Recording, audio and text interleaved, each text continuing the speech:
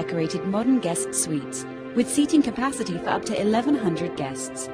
An ideal choice for engagements, weddings, Mendi parties, exhibitions and seminars. Supported by the latest sound and video technology, air-conditioned and free Wi-Fi. Contact us today and see how we can make your vision a reality. The Eastern Pavilion Banqueting Hall, located on Featherstall Road South, Oldham. A perfect choice for your perfect day.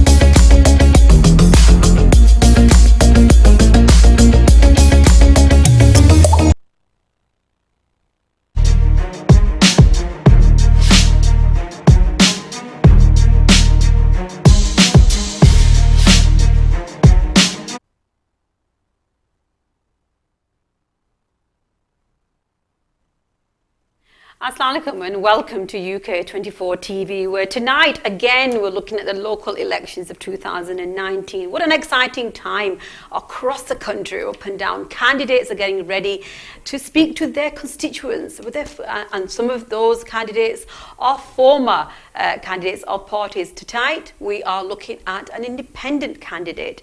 Independent candidates carry their own vote bank, as they say, and have got the confidence and, let's just say, are bashful enough to be able to say that we do not need the branding of a big party behind us, because we ourselves are from the community. We ourselves are from those people that will vote on the 2nd of May 2019. So without further ado, because we are running a little bit late behind schedule, we are in the season of weddings, and I know that Rehman, welcome. You have just come from a wedding, so that's why you're slightly late. Assalamu alaikum. And welcome to UK24 TV. We've also got somebody who's very close to you, a great friend and a supporter, Riaz. Mahmood, welcome also to the program. You are a local businessman who is supporting Kaiser's campaign as an independent candidate, so you're very welcome. For those viewers that have just joined us and have joined UK24 TV for the first time, we are on Facebook Live. We're actually on YouTube Live as well, so whichever link you're looking at, please put your comments, and I am watching the actual screen as we go along, so if there's any questions that you've got there, we'll try and bring them in, Kaiser, if that's okay, Andreas. We'll try and bring those questions in, because it's all about the community. We are sitting within your locality. We're not very far from Medlock, Vale. And tonight what we want to be able to do is answer some of the questions that perhaps were put to us when your other colleague came the other night. So let's start with you, Kaiser. Can you tell me, you're a local lad, born, brought up here. Tell me a little bit about your education and your sort of work background. Right, so I was born in Medlock, Vale, and I've lived there for 33 years. I'm born and bred a local lad. It's Medlock, Vale, and that side of Coppice has got its own distinct identity, and it's always been proud of that. We have come a long way as a community. It's fairly affluent in parts, and there are pockets of poverty and deprivation, and we have a good middle class English area there as well. Around 61% of the composition of the ward that you're looking to represent, 61.5% is of white background, 22.8% is of Pakistani background, and then around just under 7% is of Bangladeshi background. So, like you said, it's got quite a mix, but the majority of people there are of white British background, aren't they? It's very cosmopolitan, yeah. But the consensus you have, the composition has changed in 8 or 9 years considerably from there. I'd say the Pakistani Kashmiri diaspora is a lot more than 22.5% now. It'd be more. Yeah, because quite rightly, these figures are taken from the 2011 census, so there's been some changes demographically in the area. So the census has changed from that point 8 years ago, and I think there's a larger Kashmiri Pakistani diaspora, and also a higher percentage of the Bangladeshi diaspora as well. So going back to myself, I was educated at local primary school from the age of 3 till 7. I went to the Coppice Primary School. I think I spent 1 year at Worms because Coppice School wasn't built at that time. And then when that was built, they moved us over naturally. And then after that, I went to Hume. I was given a free place, and I stayed there and I completed my GCSEs. And after that, I did my A-levels at Oldham Sixth Form College, after which I went to university and studied law and got myself a degree in law. And then at the age of 21, I went into business for 3 or 4 years. I was a political activist from student union years, and those were great years because there was a blasé sort of politics, and it was very passionate, and you were very idealistic about how the world should be. And I think as you get involved in politics, you realise that actually that's not how politics. So that idealism, you would say, perhaps hasn't carried through. Well, the idealism is there. The optimism is still there about what changes you want to see made. But I don't think it's a blind optimism anymore. It's actually realistic optimism about what can be achieved in a town like Oldham, and how we can use our diverse to progress economically and socially, and in every aspect of life. I think it's a social fabric of a place that's so important. And I think the optimism's there, idealism's there. It's probably not as unnurtured as it was before. And was that the reason why you became actively involved in politics?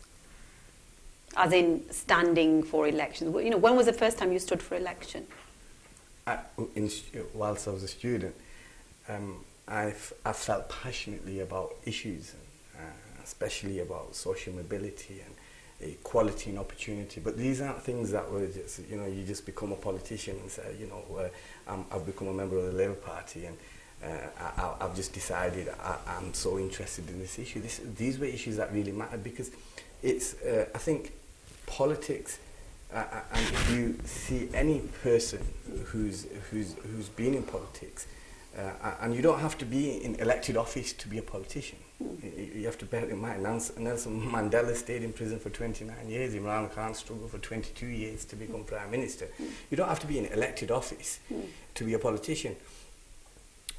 My point being is that politics was what I saw, and what I saw around me was, at that time there used to be part of Medlock Vale, there was blocks of flats, Primrose Bank, and you saw real poverty, and then you saw more affluence towards the other end near the Hume Grammar School, and then in between you saw sort of like the real working class mill workers that had come from Glodwick or Werner start trickling into that area, and you saw the issues that brought. Now I can see why you became an elected politician. I want to bring Riaz Mahmood into this. Riaz, you are supporting the Kaiser's campaign as an independent candidate. You've known him for 4 or 5 years. Can you tell me why? I mean, you're a local businessman. Why would a local businessman support somebody who's standing as an independent candidate? We're going to come back to why you're an independent candidate, but why support him as an independent candidate? As a local businessman, the politicians understand a different way. They look at it as a different way. Been serving a local community for last 25 years and so on. The genuine issues, local issues, I think as a businessman you understand better than better than a politician, because you're serving a local community yourself, and you can see their frustrations, good, bad, everything. Because you're facing it day in, day out, and perhaps the politicians aren't. Yeah, the politicians aren't. And why am I supporting Kaiser as an independent candidate? He's grown up in this ward since he was an early age, and he understands the local need. And same as I do, my first business was in Heathershire, which includes Barnsley and Fittonhill, and we are from the same ward. There's quite a few issues. So because of that, what I think the Kaiser will be the better candidate for our ward. Okay, brilliant. I'm going to bring a question in which I was going to actually ask, and it's good that it's actually come up now. We've got Mohammed, I think it's Anwar or Anwat. Sorry, I can't really read that far. I haven't got my reading glasses on. It says he was a Labour councillor. How come he's independent now? So you were an elected Labour councillor, and then I think most people will know that you had an ongoing battle that went on within the Labour Party. You were to and fro to the courts. What was all that about? Yeah, well, obviously a lot of this has been litigated. I think people need to be very careful what they need to say, because I think the Oldham Chronicle was even sued. Yes. And had to apologise for comments that they made. Look, at the offset of this was just strictly when I got selected in Medlock Vale in 2011, I think immediately issues arose. And I think the issue was that previously an Englishman had been deselected. Okay. My issue was that a husband and wife team who are not from the area shouldn't be standing in a ward which has welcomed one person from outside the ward. We shouldn't have another one from outside the ward who's also the wife. So it was... But as a policy here, there's nothing in the rule book that says that you have to be from a particular ward. As long as you're from the borough, that's a party rule, isn't it? So you were actually challenging a party rule. It wasn't a party rule per se. What had happened was, I was a student politician in 2006. And I was deliberately taken out of student politics. So you got to imagine an 18-year-old boy taken out of student politics and brought into the mainstream politics just to save Medlock Vale, which was in danger at that point. And it was at that point that the Labour Party nearly lost the seat by, I think it was only 7 or 8 votes. And I had the council leader, a member of parliament.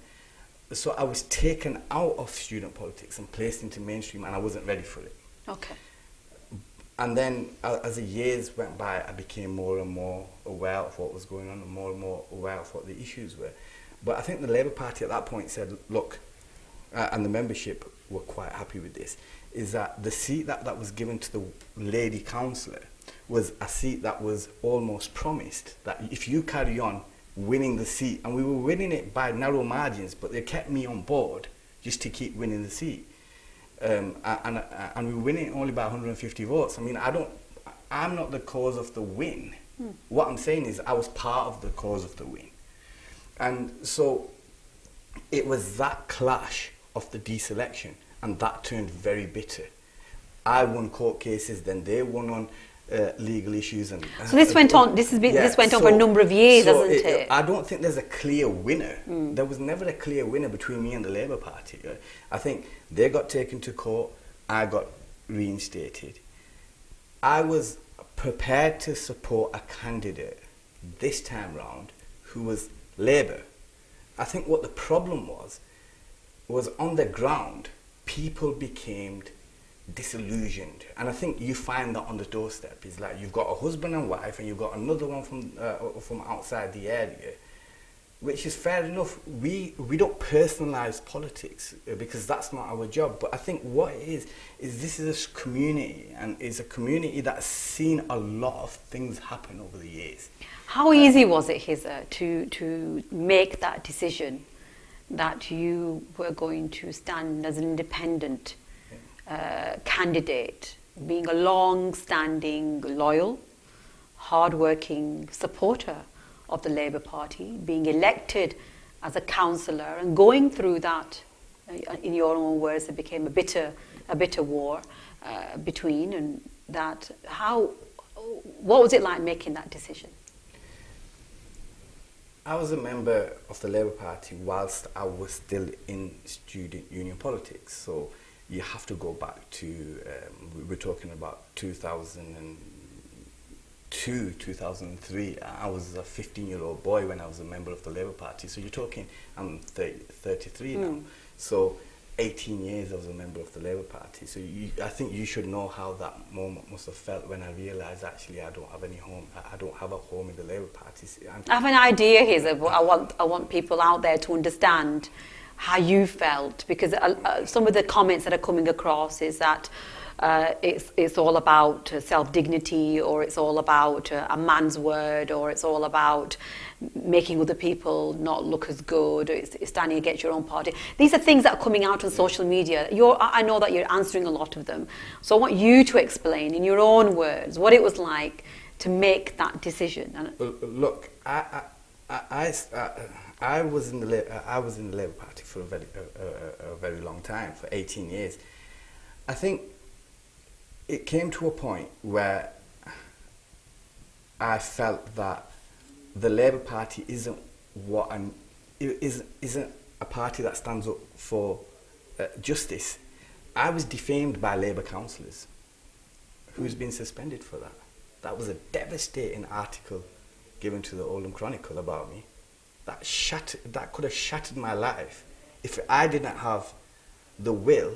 And to be honest with you, you don't have the will to go to the High Court, because it's not easy to go to the High Court and litigate on issues. It was a difficult time for me, and I had to go and get an apology and set the record straight. It wasn't easy, but who was ever... But as a law graduate, you were in a position perhaps better than others, not saying it was easy, perhaps, I'm playing the devil's advocate here, that as a law graduate, you were perhaps in a position better than others to do that. I want to bring Riaz into this, because you've watched this, haven't you? Yes. You've sat outside, perhaps, and perhaps sometimes closer, and watched somebody who's very passionate about politics, a member of the party for a long time, making that decision. What did you think when he told you that he was going to do that? Now, be honest. Did you say, what are you doing? I wasn't much involved at that time, but I knew what all the scenario is. And when he came out of Labour Party, I'm not Labour Party member myself. Last time I spotted the previous candidate, and he was also independent.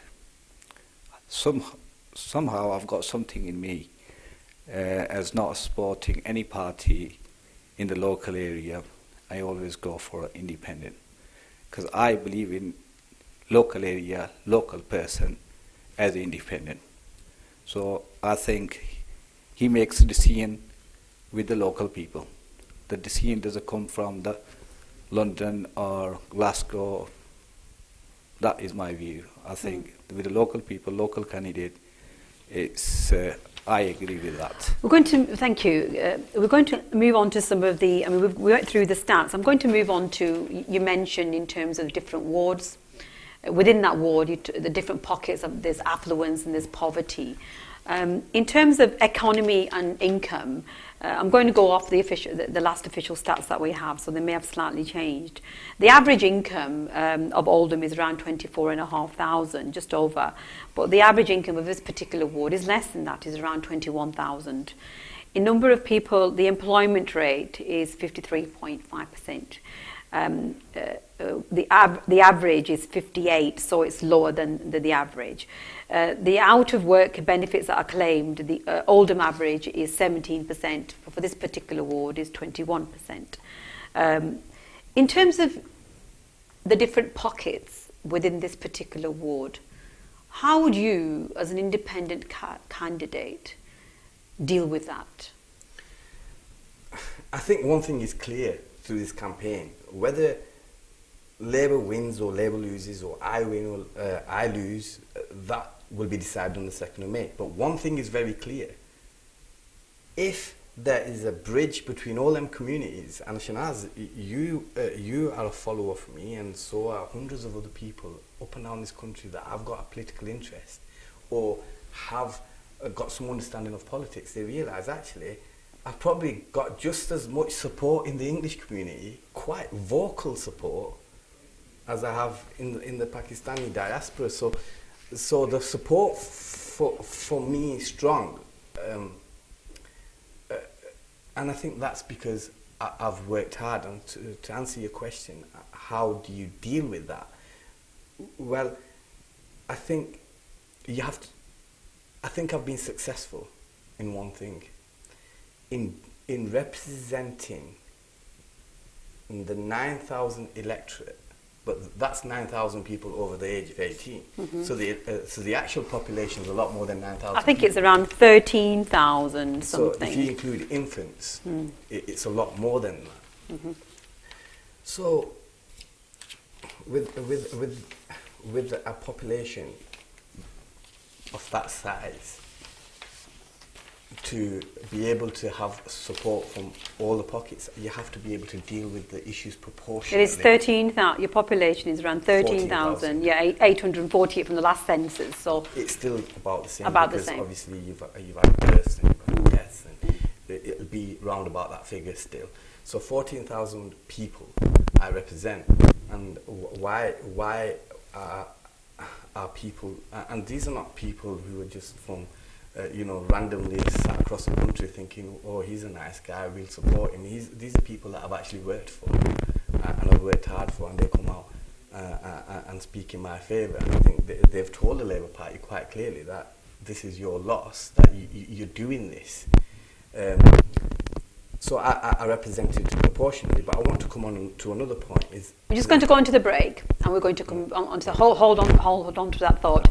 But before we go on to the break, we have got a number of people that are sending messages through. A lot of them are in support, and there are many questions also in terms of why you, what you're going to do in terms of as a councillor, as an independent councillor, and no longer having the Labour force behind you. So brilliant. So we are going to have a break. Please continue. Try and send us some questions. You've got some wonderful comments in there, some of them in your support, some of them not, which is good because it shows a balanced view, and we've got excellent viewership now. So come back with some questions. We are going to go to a very, very short commercial break, and straight after we'll continue the conversation and looking at an independent candidate standing for Medlock Vale ward. Around just short of 14,000 people will have the opportunity to vote coming up on the 2nd of May elections. So see you straight after the break, inshallah. The Eastern Pavilion Banqueting Hall, comprising 2 beautifully decorated modern guest suites with seating capacity for up to 1,100 guests. An ideal choice for engagements, weddings, Mendi parties, exhibitions and seminars. Supported by the latest sound and video technology, air-conditioned and free Wi-Fi.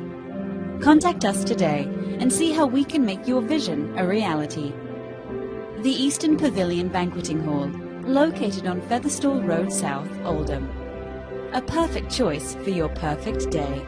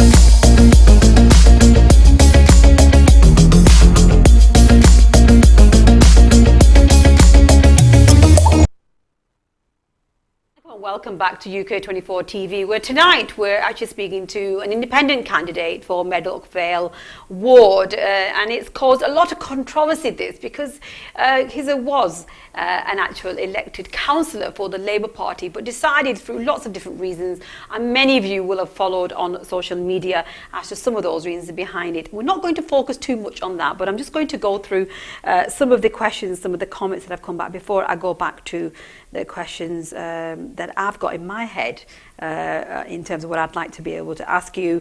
Somebody's put, is it Kaiser or Kaiser? How do you pronounce your name? Okay, so this goes back to when I was in primary school.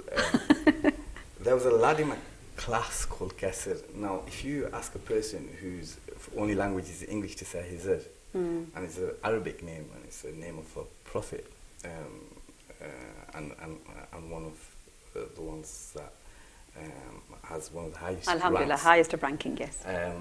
Their name was Kaiser, and Hither in Arabic. They couldn't pronounce it. Yeah. So they call me Kaiser. Oh, right.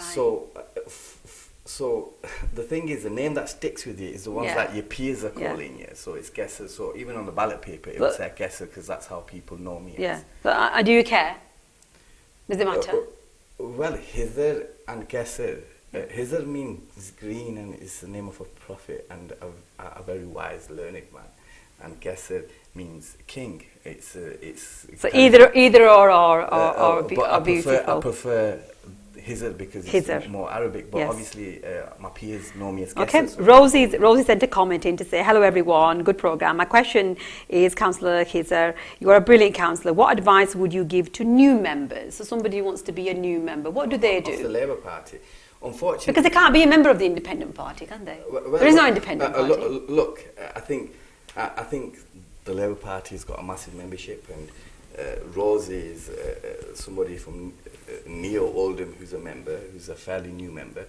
And the advice I'd give is maybe it's time to say there's a factional issue within the Labour Party between two factions. The problem that you are finding now is that the factions are creating such a mess. If you look at Margaret Hodge attacking Jeremy Corbyn, then you've got the Jeremy Corbyn supporters on the National Executive Committee. Are you a Corbyn supporter? Or were you a Corbyn supporter? I'm not a supporter of any individual. If you ask me, are you a supporter of Imran Khan? I wouldn't say I'm of that man, I'm a supporter, or of Jeremy Corbyn, that man, I'm a supporter. I'm a supporter of ideas and visions. So if it's Jeremy Corbyn's vision and idea, I think Jeremy Corbyn's a fair man.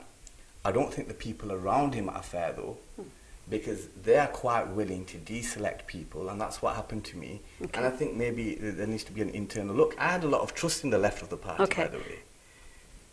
I had a lot of trust in the left of the party. Yes. My politics was centre-left, and there were strong reasons for that, because I think going too far left, you undermine endeavour, there's all sorts of issues or that I don't agree with. Somebody's actually raised a question here now in terms of fractions locally. Mohammed Ilyas, quite interestingly, has asked the question, fractions locally, question mark. So maybe do you want to delve into that? You mentioned that there are fractions locally. National level you mentioned in terms of Corbyn. I don't think I mentioned any local fractions, but obviously those exist. Maybe he's asking, are those fractions locally? Maybe he's asking. I don't know. Look, if you Mohammed Ilyas, if you want to ask the question in more detail, you can do. Look, if the candidate wants to ask the question, which factions, if you talk about factions, then I don't think it's fair to say that I followed any one faction. No. Because obviously there were factions in Oldham, but I think I went down and looked at what was fair and made decisions at the time. There was a time where the candidate's brother wanted to be a member of parliament, and I quite openly supported him. So I don't believe in brotherly politics, because we've got two people who are from a minority brotherry. The brotherlyism questioned.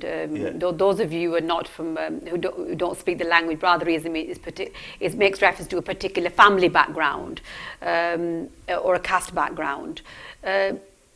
I asked this question because it was a question that's come up within media and social media in terms of what's happening here, not just within Oldham, but in other towns as well. Whether that is relevant or not relevant, is it something that is playing a factor here within this particular ward? Look, I was involved in 2 election campaigns which were in Oldham, but the politics are similar. Imran Hussain stood for the Labour Party with a massive brotherly, with a massive brotherly vote. Bradford, is it East or West? When he stood in Bradford West. West, yeah. I'm talking about when Marsha Singh became polling. Yes. And I was involved in that campaign. Yes. He had a massive brotherly, and George Galloway didn't have any brotherly. And what happened? George Galloway went and swept it, but the brotherly candidate lost. Come forward to 2015, and what does Nashar do? And Nashar has been in the past a close friend and somebody who I've got a lot of confidence in. And what happened to Nashar? Where's her brotherly? Those same factors are playing here. I think that plays on a very small level, but it's been played out on a bigger level. I think those people that make this accusation as brotherly, need to look at Medlock Vale. You've got 2 people who have got hardly any brotherly elected with massive majorities. Medlock Vale is not a place where you can say brotherlyism goes on. That accusation doesn't stand. There's no factions there. Okay. We've got a number of people, Kaiser, that's made reference to the fact. This is something that you might just want to clarify in terms of your suspension from the Labour Party. Do you want to make any comments on that? A couple of people have made reference to it here. Look,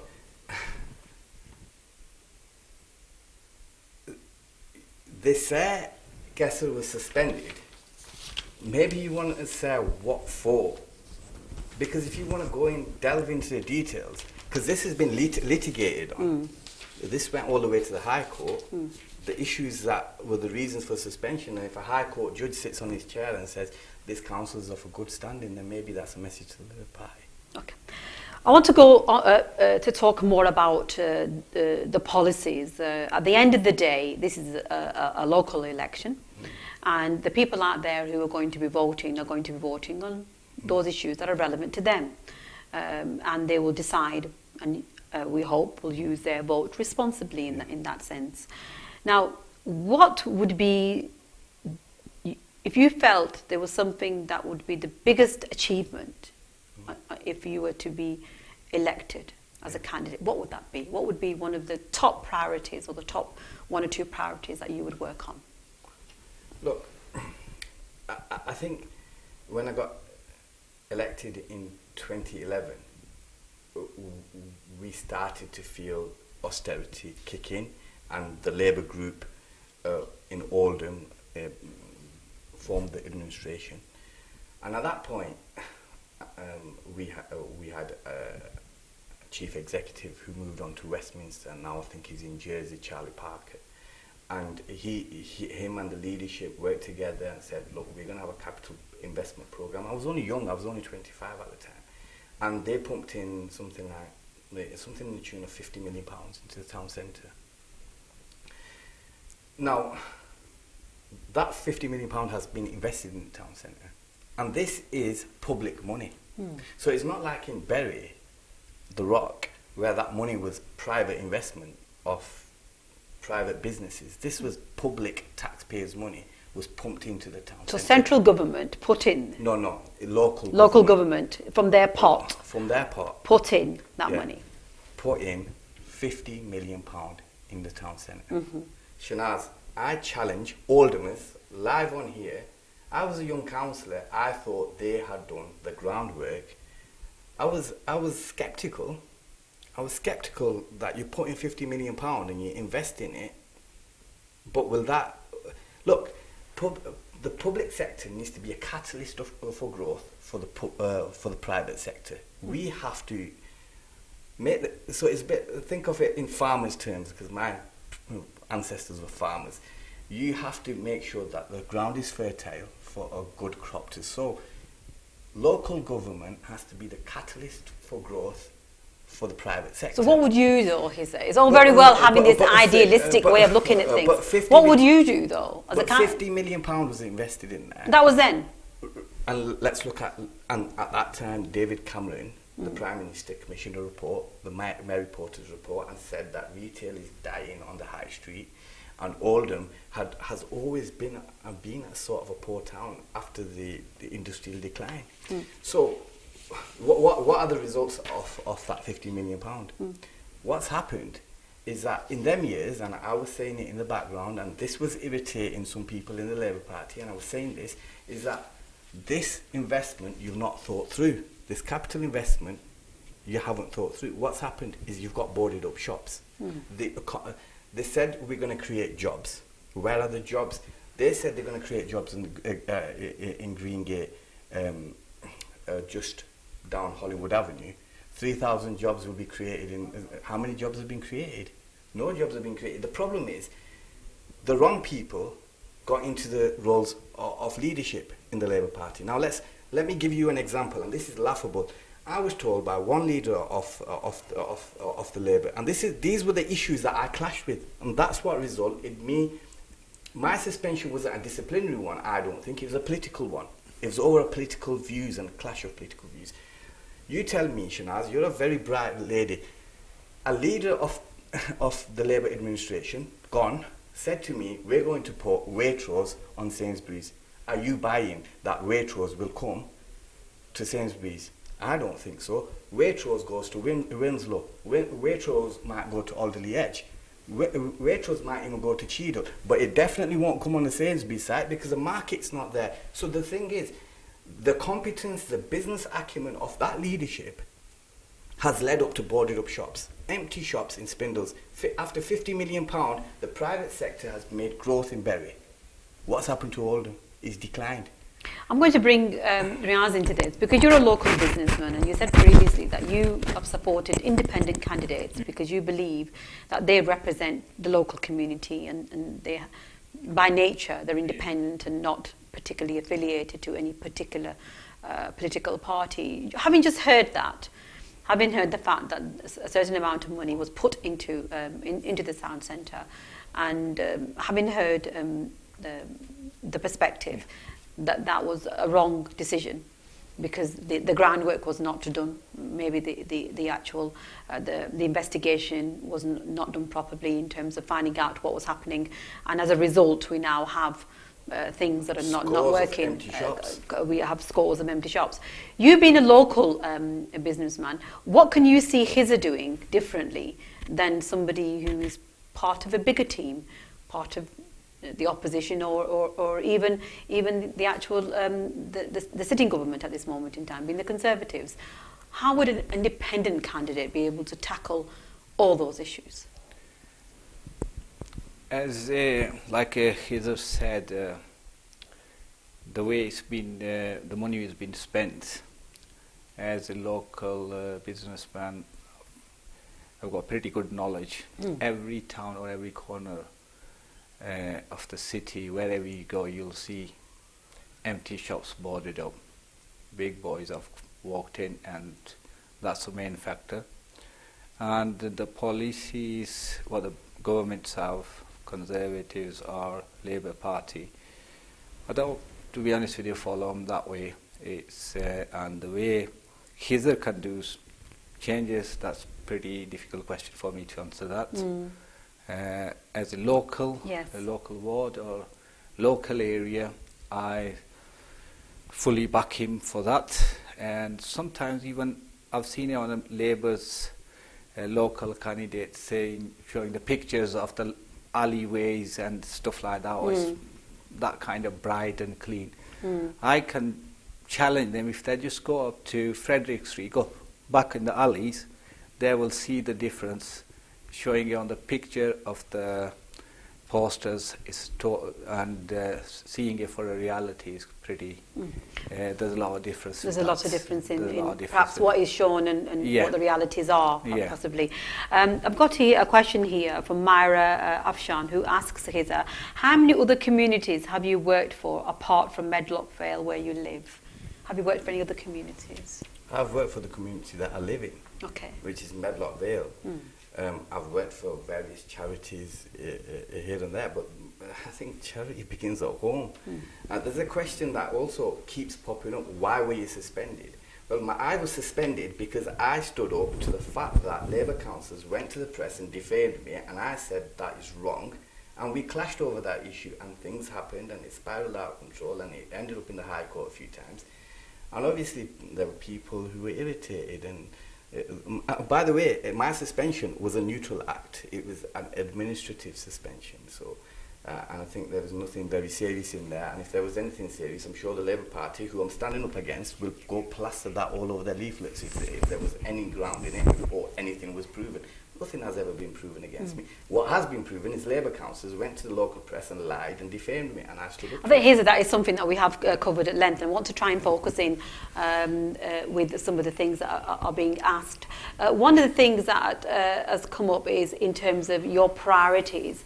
I asked the question earlier on in terms of if you were to be elected as a councillor for this particular ward, what would be your priority?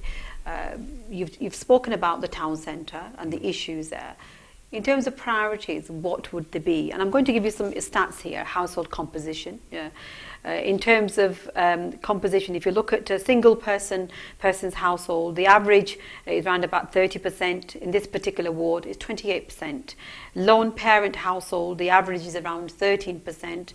This particular ward is 16%. Overcrowded households, the Oldham average is 7.5%. In this particular ward is 9.5%, so slightly higher. So that gives you an idea of household. I want you to answer this question before we go to another break. So having looked at those figures and looking at single parent families, overcrowding in this particular ward, how would you make a difference? Look, one thing I want to make clear is the social fabric of a place includes social mobility, equality and opportunity, and those are the things that really matter. Yes. Now, if the BBC is a government-funded channel, and it has various directors that sit on the board, license payers, and if they come out and quite openly say, if your name's Mohammed, your CV has been put at the back. If your name's Wakas, your CV is ignored. But that same CV with the name, an anglicised name like Bill or John or William or Henry, you've got more chance of getting an interview. And that people have said that is an issue. I was acutely aware of that issue when I came into politics. The equality and opportunity is still not there. Now, the Labour Party in Medlock Vale have never addressed this issue. Social mobility in Oldham. Well, let's look at the schools. I think if you look at the school achievements and the pupils that are leaving school, are they work ready? Have they got the qualifications to move on to do A levels or whatever technical vocation they I'm want going to take give you on. some stats here, and we'll go straight on to the break. For those viewers who are in relation to education, we're looking at adults with no qualifications. The Oldham average is around about just short of 30%, 29.6%. But this particular ward, you make a reference to that, is 33.5%, so it's higher than the Oldham average. Adults with degrees, the Oldham average is 18%. In this particular ward, is around 14%. And if you look at early years, good development, when you make reference to children, in a reception year, it shows the Oldham average of 63.7%, but in this particular ward, it's 56.8%. So if you've got any questions, we're going to go to a break. If you've got any questions in relation to some of the policies and in particular, those things that matter to you, you are coming through now with comments. We are going to try and encourage you to come out and actually send some questions through, and then we will focus upon some of those questions. They are starting to come through. So if you have sent a question through, I am going to try and put it to Kaiser, but I am going to try and concentrate on some of the policies and decision making, perhaps some of the issues that we need to look at. See you straight after the break, inshallah. The Eastern Pavilion Banqueting Hall, comprising 2 beautifully decorated modern guest suites with seating capacity for up to 1,100 guests. An ideal choice for engagements, weddings, Mendi parties, exhibitions and seminars.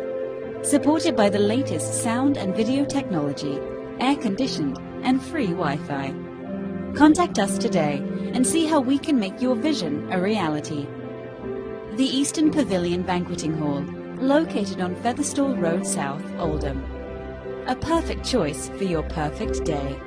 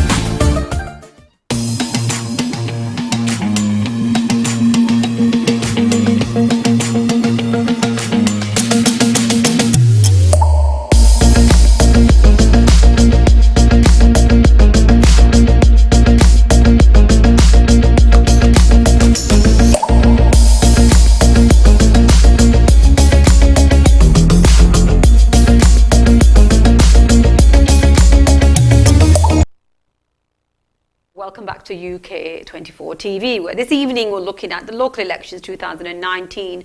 And in this particular ward, it's quite a challenging ward in the sense it has many different pockets, just as we have in lots of different areas across the UK. But this particular ward has a further challenge. Around a third of its candidates are going up for re-election. So there's a big battle out there. And real politics, quite exciting politics, the politics that perhaps we all like to be involved in. Now, before the break, we actually did touch upon education.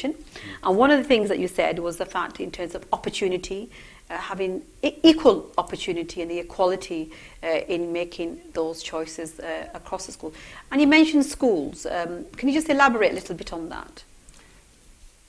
Look, I've always been of the opinion that socio-economic factors are having an effect on pupils' progress. Yes. I've maintained that from the start. And I said, look, with the best will in the world, you can have the best teaching staff in schools. Yes. But if you do not give the support to the parents at home, then them children will not be able to progress. So under the Tory government, they decided we're going to call something the big society, right? And what was part of that big society? Troubled families.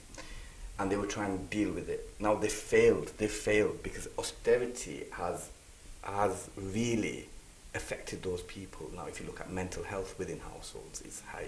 What really is austerity? We hear this word day in, day out. To the average person out there, austerity, what does that mean? It means cutbacks, doesn't it? It means tightening your belts.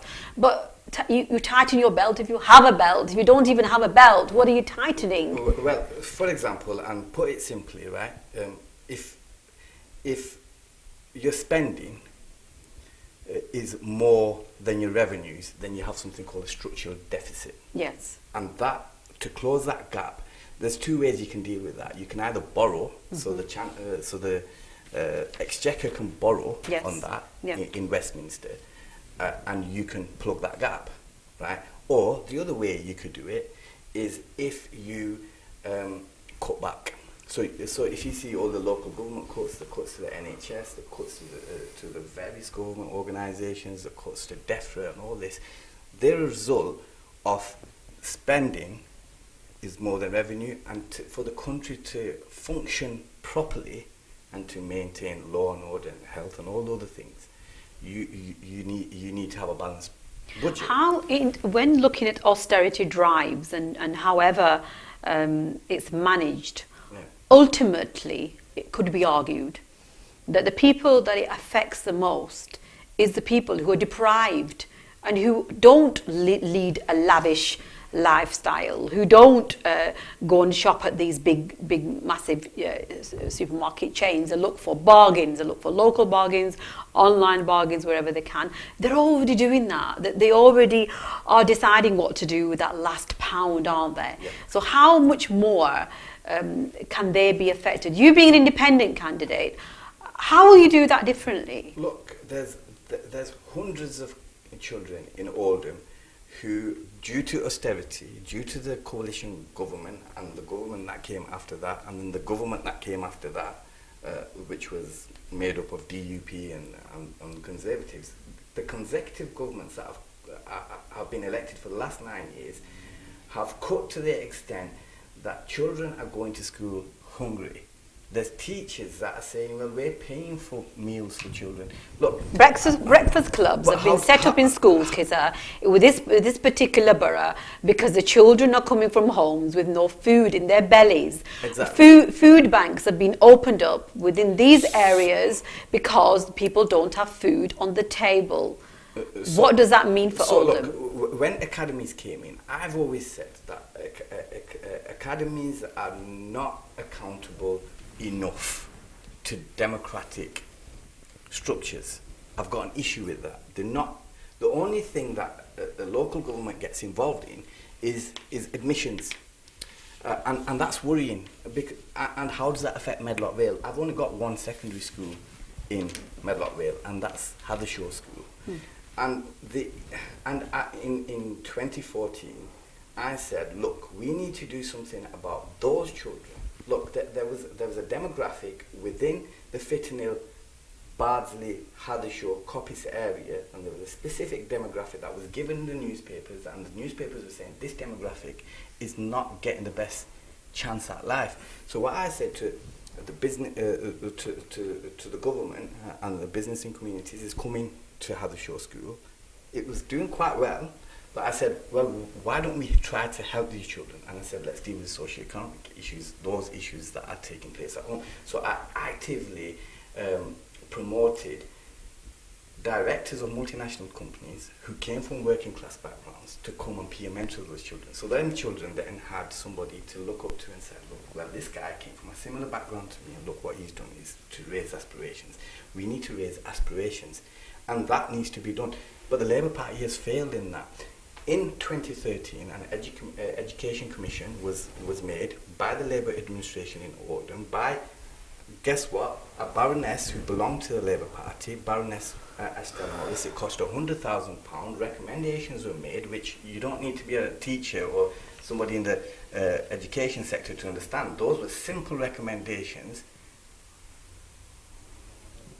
Why isn't Labour Party in this election in Medlock Vale saying, we've done a commission in 2014, we got the report from Baroness Estelle Morris, and now look at the results, fantastic. There's been some changes, there's been no changes. I've got a question here. Children from inner Oldham wards can't access good performing schools. How will you ensure Medlock children can access good schools? Look, the argument that needs to be made is that when schools became academies, they weren't accountable enough. So what we need to do is good schools with good practice, such as Blue Coat School, and I think Blue Coat School is involved in opening another school in the town centre, is to ensure that the governance of those schools is better. But I think the question goes wider than Medlock Vale, even wider than Oldham, even wider than the Greater Manchester Conurbation, even wider than the region, and even national. It's a national issue. We need to hold education institutions more accountable. So the case needs to be made to the government that the schools are not accountable enough. Okay, so because they're running, some schools are running crime is on the rise in Oldham, increase year on year, around 38.2%. There's in terms of the stats that are showing. Violence, we're looking at violence without injury in particular, 102.6% increase year on year. I think the last figure that I have is 391 cases. If we look at health issues, long-term health problems, the Oldham average is around 16%, but in this particular ward is 18.5%. So again, it's higher than the Oldham average. What do you say about that? I think it's related to the same issues. It goes back to the 1970s, some of these issues. Look, we had a Kashmiri diaspora who came from abroad. They were mill workers who needed to be supported to be able to help the children in the education. Them children that came who couldn't speak the language weren't given the proper support. Local government has always been in charge of the public health budget today. I think with the integration now that's going to change, but historically what would happen is that the public health budget was with local government. Now, well, how is that relevant, Kaiser? I'm trying to understand it. Around about 61% of your population are of white background. Yeah. That's the majority. You have a small minority who have got a particular ethnic background. And your family, and I'm sure Riaz's family, are from that particular background, which is around 22%.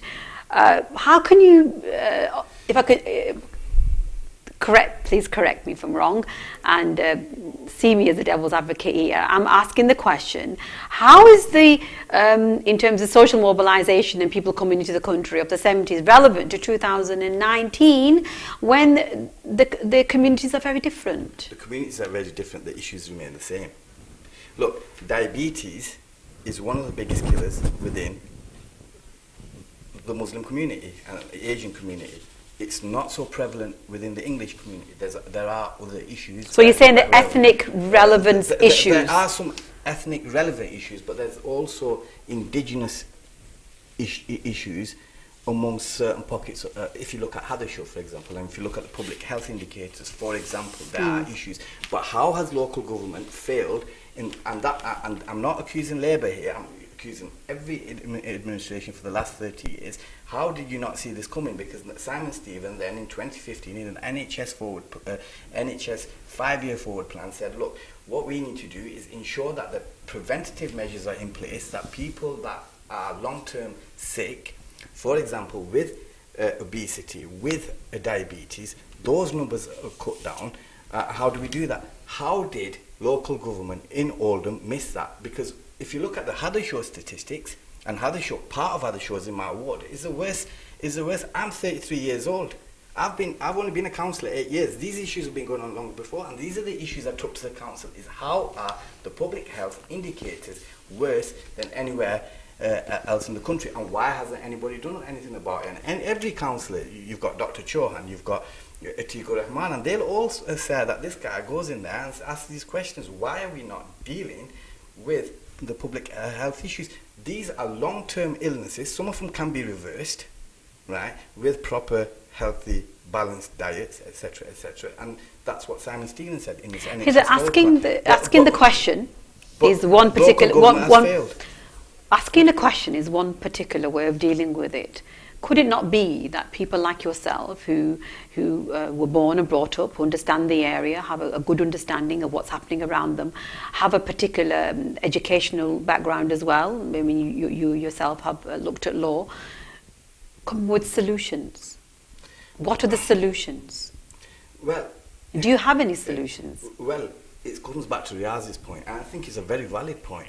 Look, we talk about devolving power. We've devolved power in Scotland. The Labour government did that in 1997. You see that even the Brexit debate, it centres around where power lies. People have got issues with political structures in Europe. It's devolving and targeted to each area. And I think with the integration of the health care and adult social care coming together will resolve a lot of those issues, because there won't be no duplication. Public health will be part of it. The NHS forward plan would fall into that. The NHS budget has now been devolved. I think it's £6 billion for Greater Manchester, the whole conurbation. That's now been devolved down, and there's a more integrated system. That system will now be able to respond better to the needs. There was a question on, as an independent candidate, how are you going to make a difference? Now, I want to know is how is another Labour Party, when you've got 3/4 full, you only need half plus one to form an administration. You don't need another councillor in Medlock Vale from the Labour Party. What you do need is somebody to ask them the questions, because if all of Oldham turned red and all 60 became, there's nobody to hold them to account. There's no accountability, and they could do whatever they want, and there won't be any questions. So that is something quite interesting. Maybe some of the viewers would like to comment on that. We have come to the end of the programme. It's been extremely informative, learning more about an independent candidate. Coming to the end of the programme, if there was one final message, Riaz, that you would like to give in support of Kaiser Rehman here, what would that be? I will strongly recommend Kaiser for our local ward. He's from there. He knows the area. He knows every single street. And more likely, to my view, 95% people know him, as he's from there and is there all the time available. Okay. And they don't need to even make a phone call, because he's always about in the street for the help. Thank you. So I will strongly recommend him. Thank you. And finally, in a snapshot, quickly, your final message to those people out there who listen to you, and your final message to them to vote for you, what would that be? Look, I think the one other candidate for Medlock Vale has already been here. If you look at that interview and you compare it with this interview, and I think that speaks for itself, it speaks volumes, doesn't it? Secondly, I'm a local person from the local area, and simply, Labour doesn't need another seat. They've got enough seats to hold the administration in Oldham. I think what the ethnic community need now is a strong voice, because you've got to bear in mind, I was a single councillor who said that when you attack a religion in a way to create hate by attacking the more senior figure of that religion, that's not freedom of speech anymore. You're violating somebody else's freedom of religion. That was a position taken by the European Court of Human Rights last year. That was something that I brought up in 2013, and there was no court ruling at the time on this. So look, I've been a strong advocate. You still need that advocate in that council. And I'll be honest with you, there's a lot of things. Secretly, I could say most of the Labour Party councillors probably support me over my candidate. Okay, we'll finish on that note. So we have come to the end of the programme. Apologies for starting a little bit late. It is bank holiday weekend. Lots of us are going to functions and returning. So please accept our apologies for that. We will continue this road on the 2019 local elections, where we will be speaking to members of different political parties. If you have a question that you want to bring to our attention, to ask any of the political parties, then please do inbox us. You can inbox us on UK24 TV on the Facebook. You can also watch us live when we and switch your notifications on. For those of you that are watching us for the first time and want to pass this information on to your friends, if you go on to facebook.com UK24 TV, you will be able to go see us there. You'll be able to see the notifications. You'll be able to like, comment and share. We haven't been able to read all the questions that have come up. I'm going to see if there's anything in particular that we've not covered. I think the majority of things that we were able to cover, and there have been some repeat questions, so please accept our apologies if we've not been able to cover all those questions. The questions and the comments are there, but I do ask people to try and keep the respect of all those people that are reading those comments, despite our political backgrounds, despite what party we may be affiliated or not affiliated to. Freedom of speech is about the freedom of the ability to be able to give your narrative. But what I do ask, and I humbly ask this, we do this in a respectful way, we do this in a professional way, and we do this bearing in mind that people from all walks of life will be reading those comments. But I thank you again for taking part. Look after yourself, because in looking after yourself, we'll look after each other. Stay blessed, and I'll see you very soon, inshallah. Assalamu alaikum.